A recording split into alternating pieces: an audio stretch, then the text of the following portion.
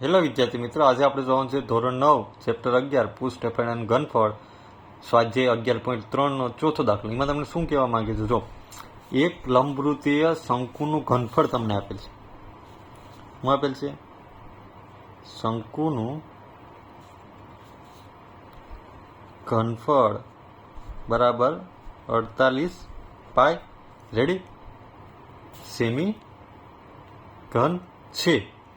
તેની ઊંચાઈ એટલે એચ કેટલી આપેલ છે? 9 સેમી હોય તો પાયાનો વ્યાસ શોધવાનો છે. તમને આની પહેલાના દાખલામાં આપણે શું શોધવાનું કીધું હતું?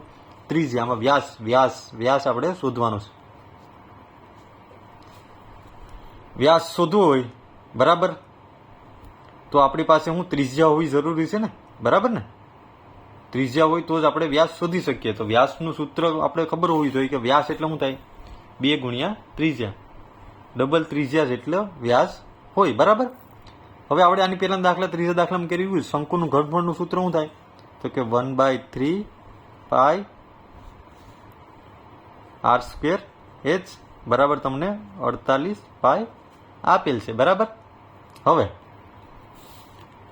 આપણે આરને સૂત્રોનો કરતા કરીએ તો આર બરાબર 3 આઈ થશે ને, તો 48 પાઈ ગુણ્યા 3 ભાગાકારમાં શું આવશે? પાઈ ગુણ્યા એચ આવી, હા કે ના? હવે આમાં કિંમત મૂકીએ તો 48 પાઈ ગુણ્યા 3 પાઈના પાઈ ને એચ કેટલા છે આપણી પાસે? 9. હવે જે ઉડતું હોય આપણે ઉડાડીએ તો એક પાઈ કેન્સલ થઈ જાય, 3 3 9, હા કે ના? હવે 16 તેરી 48, તો આપણે શું મેળવ્યું? 16 મેળવે ને. તો ત્રિજ્યા શોધવી હોય તો આર બરાબર વર્ગમૂળમાં 16. હવે 16 કોનું વર્ગમૂળ થાય?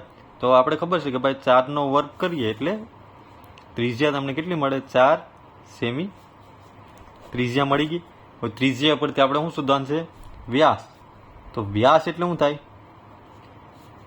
2 ગુણ્યા ત્રિજ્યા થાય, હા કે ના? તો 2 ત્રિજ્યા એટલે કે 4, 4 દુ 8 સેમી. આ તમારો જવાબ થઈ ગયો. છે ઇઝી. જો વિડીયો પસંદ આવ્યો હોય તો લાઈક એન્ડ સબસ્ક્રાઈબ કરતા ભૂલતા નહીં. Thank you.